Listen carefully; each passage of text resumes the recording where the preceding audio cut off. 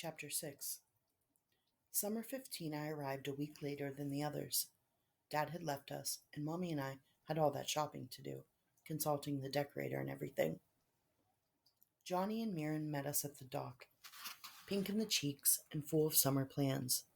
They were staging a family tennis tournament and had bookmarked ice cream recipes. We would go sailing, build bonfires. The littles swarmed and yelled like always.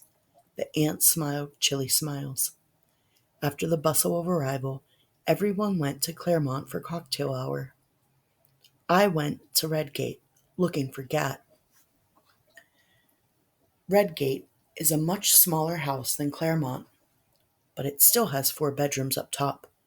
It's where Johnny, Gat, and Will lived with Aunt Carrie, plus Ed, when he was there, which wasn't often.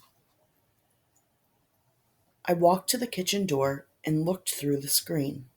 Gat didn't see me at first. He was standing at the counter wearing a worn gray t-shirt and jeans. His shoulders were broader than I remembered. He untied a dried flower from where it hung upside down on a ribbon in the window over the sink. The flower was a beech rose, pink and loosely constructed, the kind that grows along the beechwood perimeter. Gat, my Gat. He had picked me a rose from our favorite walking place. He had hung it to dry and waited for me to arrive on the island so he could give it to me. I had kissed an unimportant boy or 3 by now. I had lost my dad. I'd come here to this island from a house of tears and falsehood, and I saw Gat, and I saw that rose in his hand. And in that one moment, with the sunlight from the window shining in on him, the apple on the kitchen counter, the smell of wood and ocean in the air, I did call it love. It was love, and it hit me so hard I leaned against the screen door that still stood between us, just to stay vertical. I wanted to touch him like he was a bunny, a kitten, something so special and soft your fingertips can't leave it alone. The universe was good because he was in it.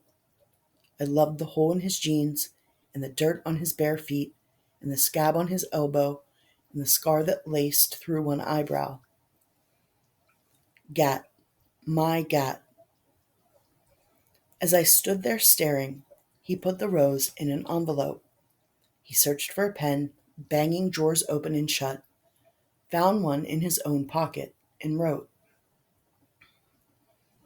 I didn't realize he was writing an address until he pulled a roll of stamps from a kitchen drawer. Gat stamped the envelope, wrote a return address. It wasn't for me. I left the Redgate door before he saw me and ran to the perimeter. I watched the darkening sky, alone. I tore all the roses off a single sad bush and threw them, one after the other, into the angry sea.